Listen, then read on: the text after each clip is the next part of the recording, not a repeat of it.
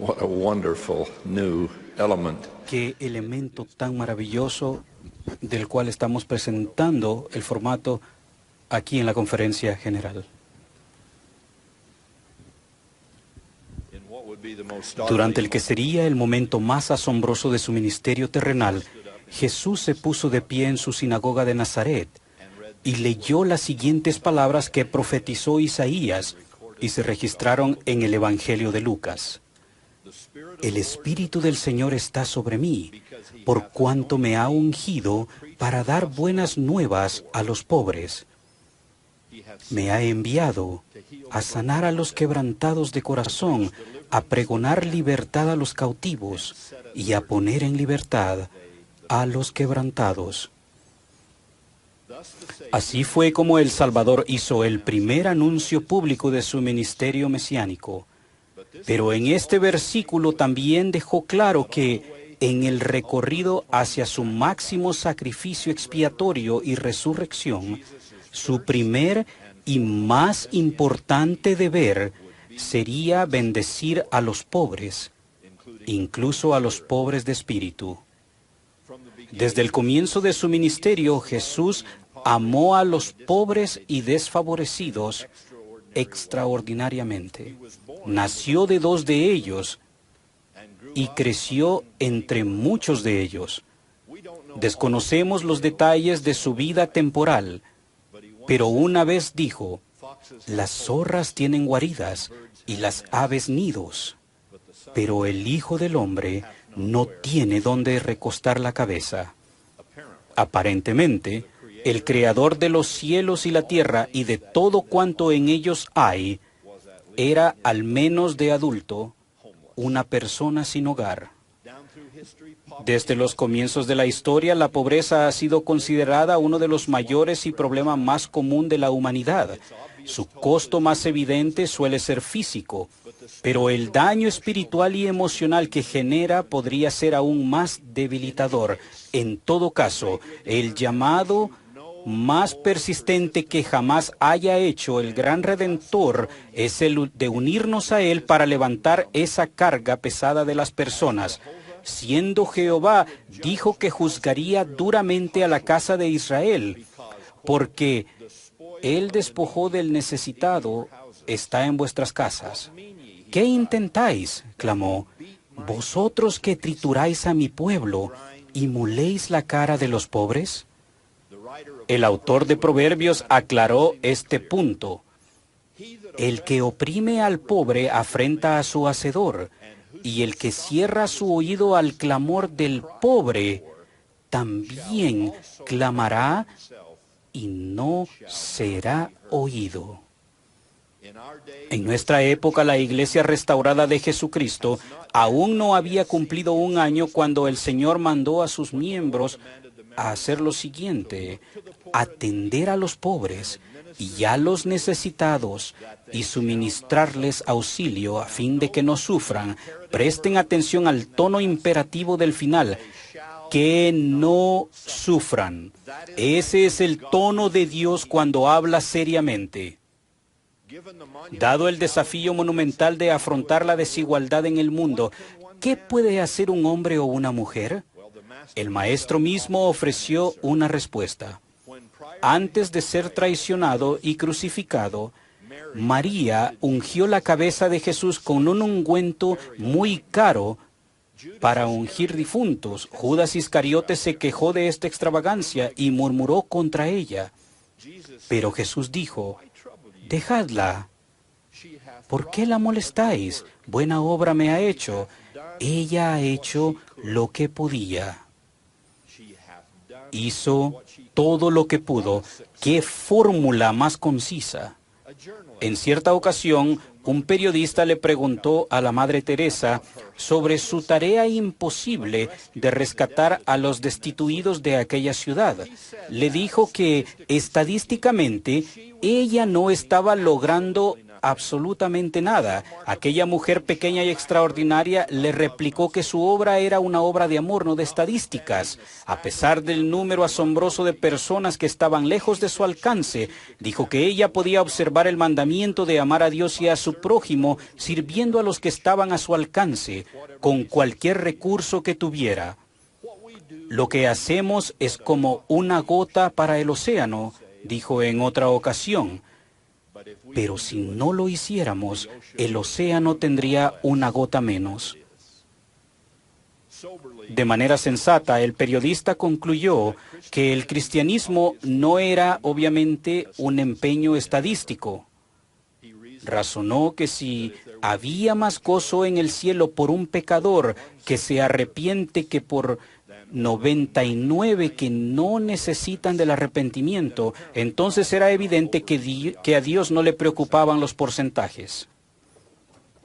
De modo que, ¿cómo es posible hacer lo que podamos? Por un lado, podemos, como enseñó el rey Benjamín, dejar de retener nuestros medios por creer que los pobres han traído su miseria sobre sí.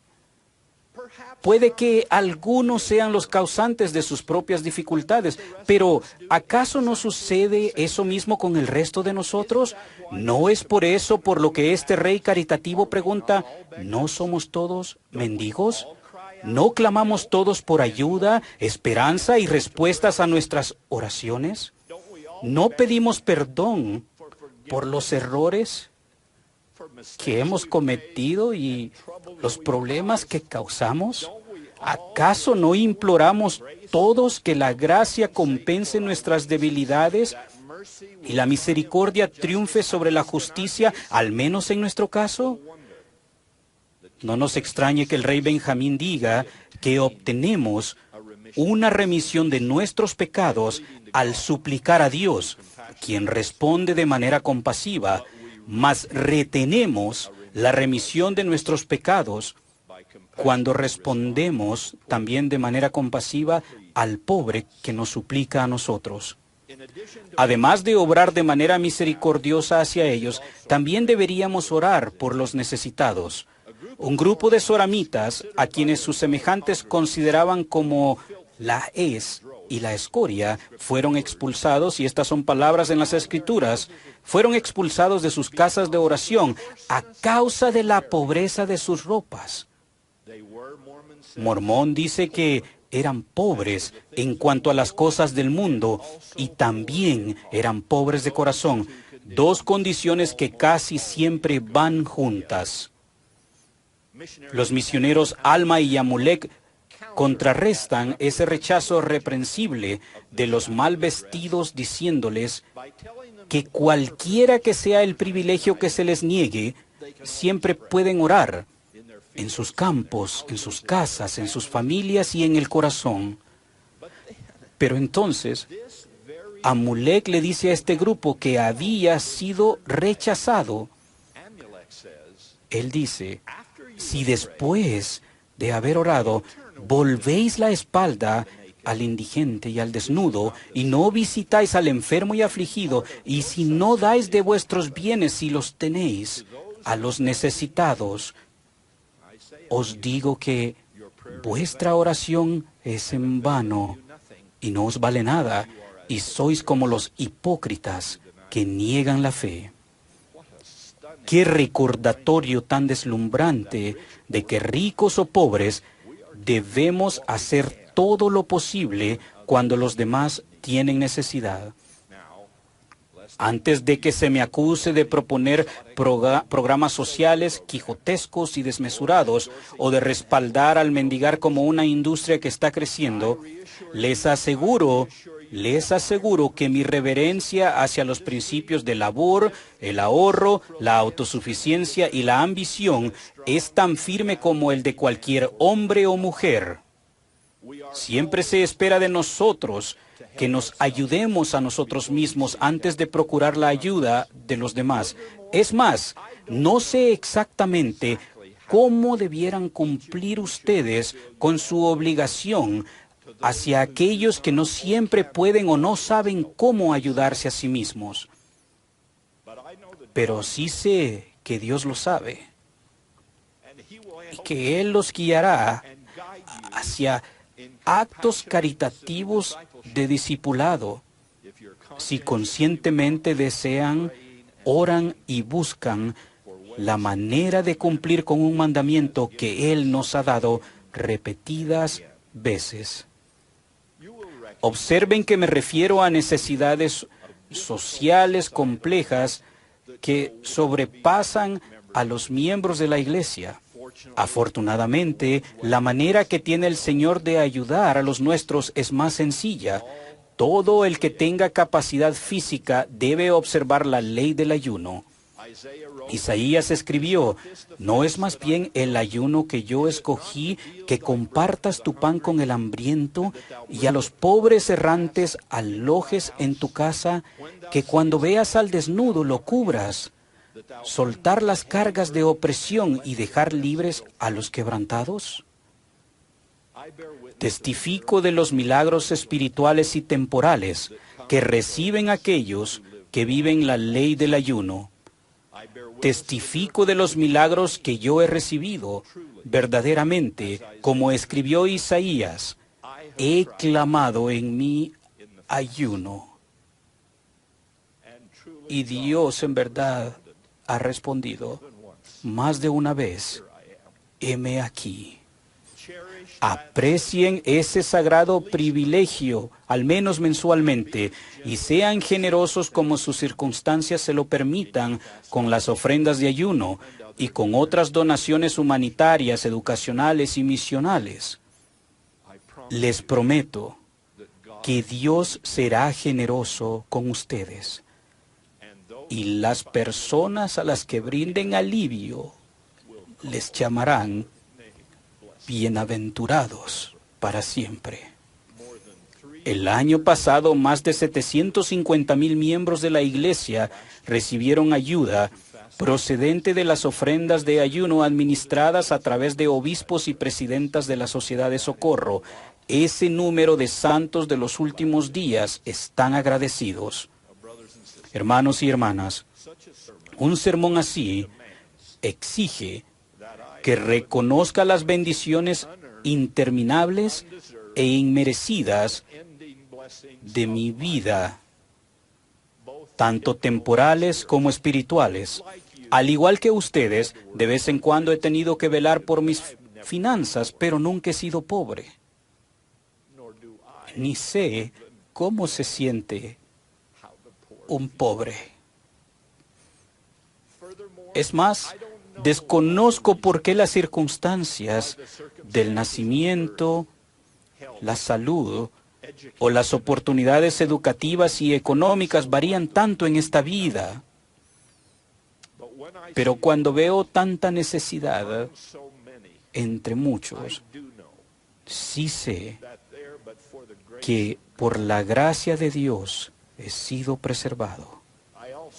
También sé que aun cuando tal vez no sea el guarda de mi hermano, sí soy el hermano de mi hermano, y por eso quiero dar también según tu voz. En ese sentido, rindo un tributo personal al presidente Thomas Spencer Monson. Hace 47 años que lo conozco, y la imagen que atesoraré hasta que muera es la de él volando a casa, procedente de una devastada Alemania Oriental, en pantuflas, porque no solo había regalado su otro traje y sus camisas, sino también los zapatos que llevaba puestos. Cuán hermosos son sobre los montes y en las terminales de los aeropuertos los pies del que trae buenas nuevas, del que publica la paz.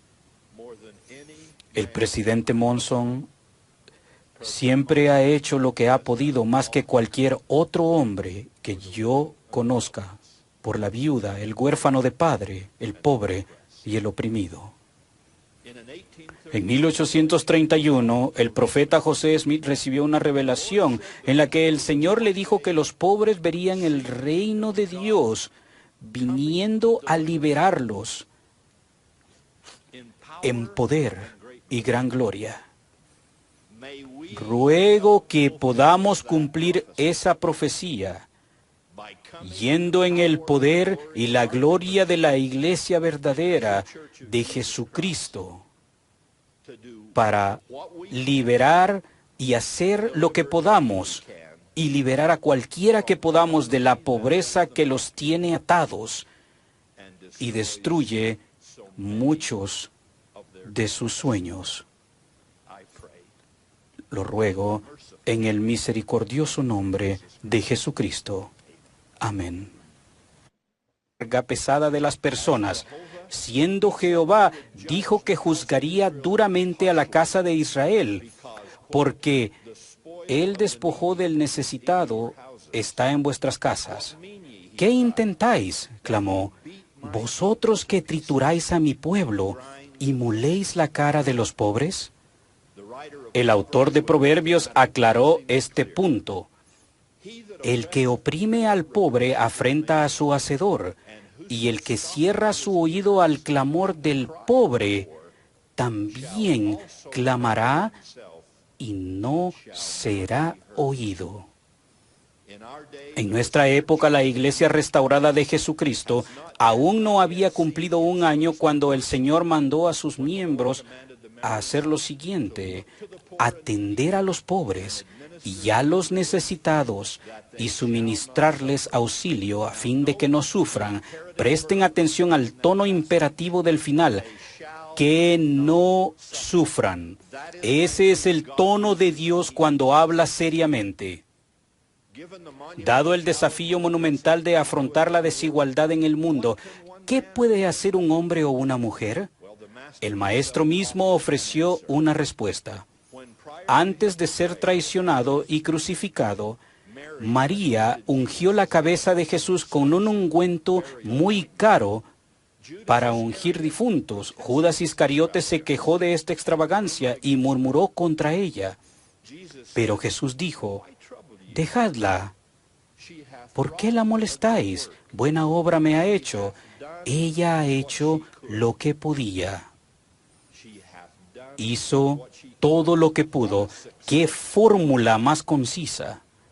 En cierta ocasión, un periodista le preguntó a la Madre Teresa sobre su tarea imposible de rescatar a los destituidos de aquella ciudad.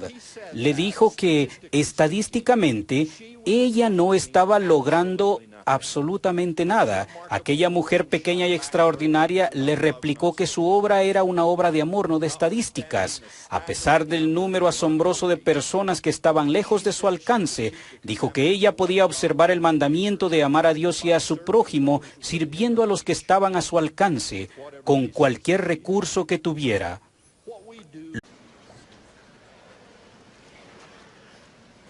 What a wonderful new element. Qué elemento tan maravilloso del cual estamos presentando el formato aquí en la conferencia general.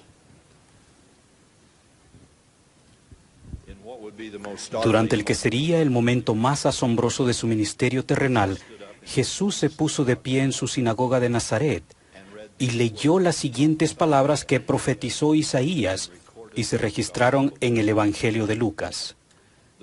El Espíritu del Señor está sobre mí, por cuanto me ha ungido para dar buenas nuevas a los pobres. Me ha enviado a sanar a los quebrantados de corazón, a pregonar libertad a los cautivos y a poner en libertad a los quebrantados. Así fue como el Salvador hizo el primer anuncio público de su ministerio mesiánico.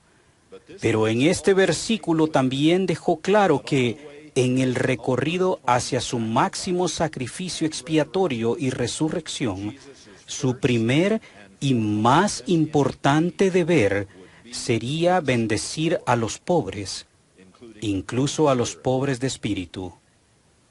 Desde el comienzo de su ministerio, Jesús amó a los pobres y desfavorecidos extraordinariamente. Nació de 2 de ellos y creció entre muchos de ellos. Desconocemos los detalles de su vida temporal, pero una vez dijo: las zorras tienen guaridas y las aves nidos, pero el Hijo del Hombre no tiene dónde recostar la cabeza. Aparentemente, el Creador de los cielos y la tierra y de todo cuanto en ellos hay, era, al menos de adulto, una persona sin hogar. Desde los comienzos de la historia, la pobreza ha sido considerada uno de los mayores y problemas más común de la humanidad. Su costo más evidente suele ser físico, pero el daño espiritual y emocional que genera podría ser aún más debilitador. En todo caso, el llamado más persistente que jamás haya hecho el gran Redentor es el de unirnos a Él para levantar esa carga. Afortunadamente, la manera que tiene el Señor de ayudar a los nuestros es más sencilla. Todo el que tenga capacidad física debe observar la ley del ayuno. Isaías escribió: ¿no es más bien el ayuno que yo escogí que compartas tu pan con el hambriento y a los pobres errantes alojes en tu casa, que cuando veas al desnudo lo cubras, soltar las cargas de opresión y dejar libres a los quebrantados? Testifico de los milagros espirituales y temporales que reciben aquellos que viven la ley del ayuno. Testifico de los milagros que yo he recibido. Verdaderamente, como escribió Isaías, he clamado en mi ayuno. Y Dios en verdad ha respondido más de una vez: heme aquí. Aprecien ese sagrado privilegio, al menos mensualmente, y sean generosos como sus circunstancias se lo permitan, con las ofrendas de ayuno y con otras donaciones humanitarias, educacionales y misionales. Les prometo que Dios será generoso con ustedes, y las personas a las que brinden alivio les llamarán bienaventurados para siempre. El año pasado, más de 750,000 miembros de la Iglesia recibieron ayuda procedente de las ofrendas de ayuno administradas a través de obispos y presidentas de la Sociedad de Socorro. Ese número de santos de los últimos días están agradecidos. Hermanos y hermanas, un sermón así exige que reconozca las bendiciones interminables e inmerecidas de mi vida, tanto temporales como espirituales. Al igual que ustedes, de vez en cuando he tenido que velar por mis finanzas, pero nunca he sido pobre. Ni sé cómo se siente un pobre. Es más, desconozco por qué las circunstancias del nacimiento, la salud. Lo que hacemos es como una gota para el océano, dijo en otra ocasión. Pero si no lo hiciéramos, el océano tendría una gota menos. De manera sensata, el periodista concluyó que el cristianismo no era obviamente un empeño estadístico. Razonó que si había más gozo en el cielo por un pecador que se arrepiente que por 99 que no necesitan del arrepentimiento, entonces era evidente que a Dios no le preocupaban los porcentajes. De modo que, ¿cómo es posible hacer lo que podamos? Por un lado, podemos, como enseñó el rey Benjamín, dejar de retener nuestros medios por creer que los pobres han traído su miseria sobre sí. Puede que algunos sean los causantes de sus propias dificultades, pero ¿acaso no sucede eso mismo con el resto de nosotros? ¿No es por eso por lo que este rey caritativo pregunta: ¿no somos todos mendigos? ¿No clamamos todos por ayuda, esperanza y respuestas a nuestras oraciones? ¿No pedimos perdón por los errores que hemos cometido y los problemas que causamos? ¿Acaso no imploramos todos que la gracia compense nuestras debilidades y la misericordia triunfe sobre la justicia, al menos en nuestro caso? No nos extrañe que el rey Benjamín diga que obtenemos una remisión de nuestros pecados al suplicar a Dios, quien responde de manera compasiva, mas retenemos la remisión de nuestros pecados cuando respondemos también de manera compasiva al pobre que nos suplica a nosotros. Además de obrar de manera misericordiosa hacia ellos, también deberíamos orar por los necesitados. Un grupo de soramitas, a quienes sus semejantes consideraban como la hez y la escoria, fueron expulsados, y estas son palabras en las Escrituras, fueron expulsados de sus casas de oración a causa de la pobreza de sus ropas. Mormón dice que eran pobres en cuanto a las cosas del mundo y también eran pobres de corazón, dos condiciones que casi siempre van juntas. Los misioneros Alma y Yamulek contrarrestan ese rechazo reprensible de los mal vestidos diciéndoles que cualquiera que sea el privilegio que se les niegue, siempre pueden orar en sus campos, en sus casas, en sus familias y en el corazón. Pero entonces, Amulek le dice a este grupo que había sido rechazado. Él dice, si después de haber orado, volvéis la espalda al indigente y al desnudo, y no visitáis al enfermo y afligido, y si no dais de vuestros bienes si los tenéis a los necesitados, os digo que vuestra oración es en vano y no os vale nada, y sois como los hipócritas que niegan la fe. Qué recordatorio tan deslumbrante de que ricos o pobres debemos hacer todo lo posible cuando los demás tienen necesidad. Antes de que se me acuse de proponer programas sociales quijotescos y desmesurados o de respaldar al mendigar como una industria que está creciendo, les aseguro que mi reverencia hacia los principios de labor, el ahorro, la autosuficiencia y la ambición es tan firme como el de cualquier hombre o mujer. Siempre se espera de nosotros que nos ayudemos a nosotros mismos antes de procurar la ayuda de los demás.